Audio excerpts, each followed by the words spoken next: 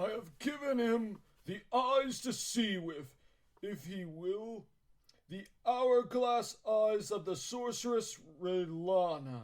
Thus he will view times passing and all he looks upon. Youth withers before those eyes, beauty fades, mountains crumble to dust. And what do you hope to accomplish by this torture? Hello and many happy returns to all the men and women of the West. I'm Joe, here with me is my co-host Dan. Hello and greetings. Today's topic is about Par-Salian, or namely his alignment. Now in D&D, I believe the campaign setting sets him up as lawful or neutral good. Now, we're not going to talk about him in terms of D&D alignment, but I would categorize him as probably lawful evil. Agreed. Now, I will judge him based on purely moral grounds, based on his actions, mostly involved in the Soulforged novel and in Test of the Twins. The thing about Par-Salian is, I will compare him to Saruman from Lord of the Rings. He is Saruman in a lot of ways. He's very persuasive. He talks a good game, but ultimately he is very evil. The problem I have with Par-Salian is that, unlike Saruman, the authors never made him have his comeuppance. Margaret Weiss and Tracy Hickman gave him a lot of plot protection and protected him from the judgment of the other characters.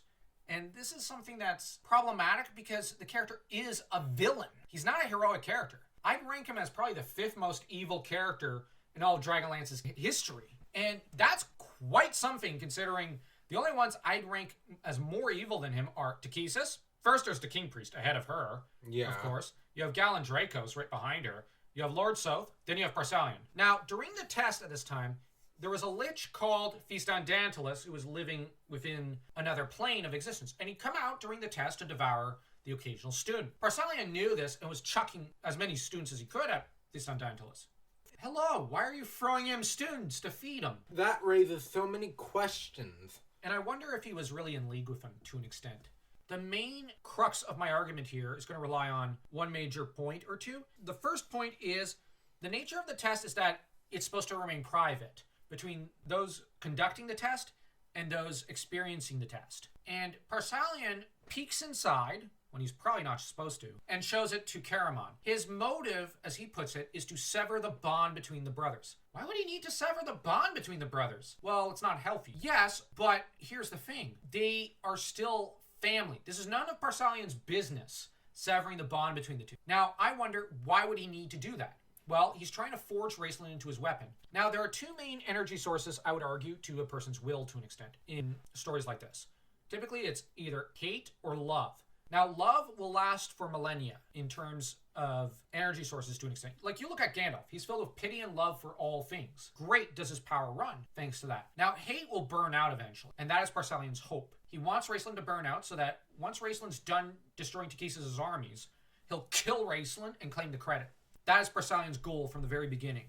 The other main thing I will argue with, outside of the fact that he published the test results and made Caramon watch, but also published it to Antimides, the man whom Raistlin admires, hero worships, and measures his own behavior by, and wishes to be as good a person as possible in order to please. Shouldn't you actually encourage this bond? Why sever it? It makes no sense. The Eyes of Raistlin, one of the most cruel things I've seen a fictional character do to another. Because if I was a dungeon master, you put that on someone else, evil. Yeah, you lose your alignment. You lose your alignment. There's practically no way to redeem yourself. Because why? And Par-Salian claims, I want him to learn on page 399. Here it is. I've just found the section. He has to confront and admit the darkness within. I have given him the eyes to see with. This is what Par-Salian says. If he will, the hourglass eyes of the sorceress Raylana. Thus he will view times passing and all he looks upon. Youth withers before those eyes.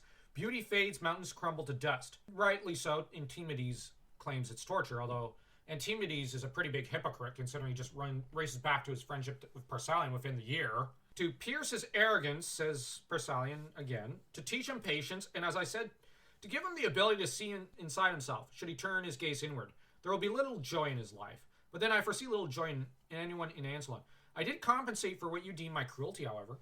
Basically gave him the Staff of Magus as a compensation prize. But here's the thing. Well, no one else is happy, so I have to make this guy miserable. That logic doesn't hold out. And here's the thing. If you're actually a good person, you'd say, yes, the world's going to pot, but I have an obligation to make life as good and as convenient and as loving as possible for those around me. Par-Salian's basically saying, well, everyone else is doing something bad, so I'm going to do it too. That's not how a good person thinks. As much as the Knights of Salamnia have fallen far and corrupt and into essentially thuggery, they never went that far. Not even Derek Crownguard would ever go that far. Par-Salian might be the most evil person alive during the War of the Lance. I will say he's far more evil than Ariakas or Kitsiara. I think those two would look at him and go, oh my, they would be shocked by it. Now, then they'd say, can you come work for us? Then they'd also be thinking, okay, I need to do something to protect me from him because, he's a psychopath. And I think the term psychopath fits with Par-Salian. He thinks himself above the rules. He does not understand why people react with horror whenever he talks about, when he brags, actually, about inflicting the Eyes of Raistlin upon an unconscious Raistlin, because Raistlin was unconscious when he inflicted the spell on him, or the curse, I should say. He ends up actually not being able to understand Antimides' objection. He even seems to be a little frustrated by how Caramon goes, no, I'm not severing my bond with my brother after this. Par-Salian succeeds in one thing. He inverts the relationship with Caramon and Raistlin. He turns it into a shadow of its former self. And it's possible that brothers came to kind of hate each other. But they have to live with each other. All because of Par-Salian's misdeed. Yes, Raistlin killed his brother during the test. But that should never have been shown to Caramon, I would argue. And one has to bear in mind, Raistlin was filled with shame and regret for it and told Caramon, don't ever talk to me about it. I don't want to ever think about it. Now, during the Chronicles, he reveals it, what he's done to Tanis and the others to buy time. But the thing is, he does regret it deep down. Par-Salian, though, is proud of what he did. I'm going to say this. To inflict those eyes on someone is far worse than to burn your brother alive. I mean, no offense there, guys, but this is torturing someone and turning their every moment into literal hell. And this leads to my next point and main argument for why he's evil. Now, during the test of the twins, Par-Salian schemes to be rid of Raistlin by sending Caramon back in time to kill Raistlin. Now, think about that. He wants a twin brother to kill his own brother. He wants Cain and Abel. Now, I'm not a Christian guy, but you also look at other mythologies when brother kills brother or even tries, like Susanoo schemed to ruin his sister's life, Amaterasu. Now, in the myths, whose side does the mythology clearly take the side of? Amaterasu. But you look at Par-Salian here, there are people who think we should take Par-Salian's side. No! Guys, just think about it. Read the material and think about it. Philosophically and psychologically, what is Par-Salian doing? Because he's saying the ends justify the means. That's utilitarianism. That's opposite to being a good person. Because if you go with the ends justify the means, well, the problem is you're already compromising your morals. As Harvey Dent once put it in Dark Knight, you either die a hero or live long enough to see yourself become the villain. That's the very problem with this kind of mindset. Raistlin, yes, was an evil force, but at the same time, I don't think that using a twin brother to kill him is the right kind of way to be rid of him. Now, yes, Caramon, Raistlin would not kill him, but I would argue neither would he harm Tanis. It'd be way better to send Tanis back in time. Tanis would be willing to kill Raistlin, and it wouldn't be as big a deal, because they're not actually brothers. I don't think Raistlin had it in him to kill Tanis. Or you send Antimides. Raistlin could never harm Antimides. And those two, yes, they're kind of like father and son, but they're not really. So you send someone whom Raistlin still has some sort of love for, and you have them do the duty if you need to rely on that kind of tactic. Sending Raistlin's own blood, and you know it's going to break Caramon, or Caramon will kill himself over it, or Raistlin might just kill him in his last moments. It seems like Par-Salian's hope is Caramon will die during the deed, because he doesn't fully think Caramon can do it. At least not live to tell the tale. That begs the question, why? And I just think Par-Salian's trying to claim the credit. You stuck these eyes on him that see nothing but death. Hello? What's that going to do psychologically to someone? That's going to drive someone insane.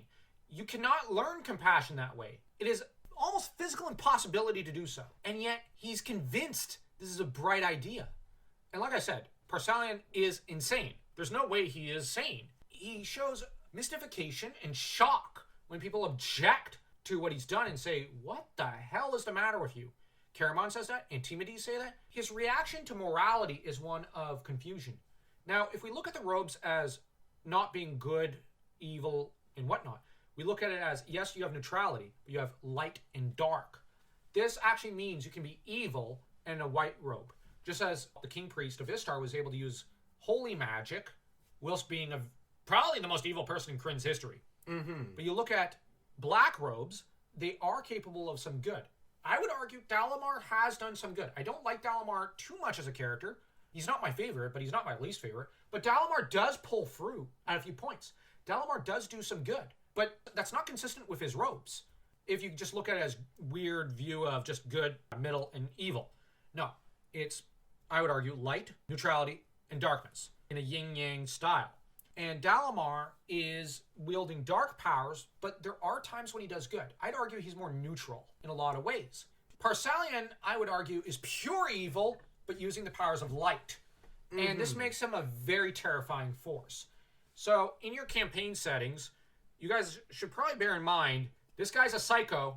He does not understand morality. Going forward, bear in mind, if he's incapable of actually understanding a single good deed, he's not going to be able to actually commit a good deed himself. And feel free to disagree with us in the comments, but I don't think we'll change our minds on this one, because just looking at the textual evidence, Par-Salian is terrifying. Just the eyes alone. Yeah, and the fact that his go-to strategy is, well, I have to break this young man. Why? I just feel like it. The heck? Well, it's, I want to forge him into a sword against the forces of evil. Yeah, but you could teach him the power of love to an extent as a better energy source than hatred. And Raistlin could have learnt it with time under the tutelage of Antimedes. But the thing is, Par-Salian, if you want to argue, well, there wasn't time. There was. There was a good 5 years. That could have made all the difference. But the problem is, Par-Salian just doesn't care. He doesn't care about good. And I hope that in the Dragons of Deceit timeline, the authors bear in mind how evil this character is and how they wrote him, and they actually give him his comeuppance. But anyways, like I said, comment, like, and subscribe if you enjoyed our video. Next time, we'll analyze the relationship between Alhana Starbreeze and Sturm Brightblade and give our thoughts on that. As, well, Sturm's probably the coolest member of the Companions of the Lance. Oh, no question about that. So, until next time.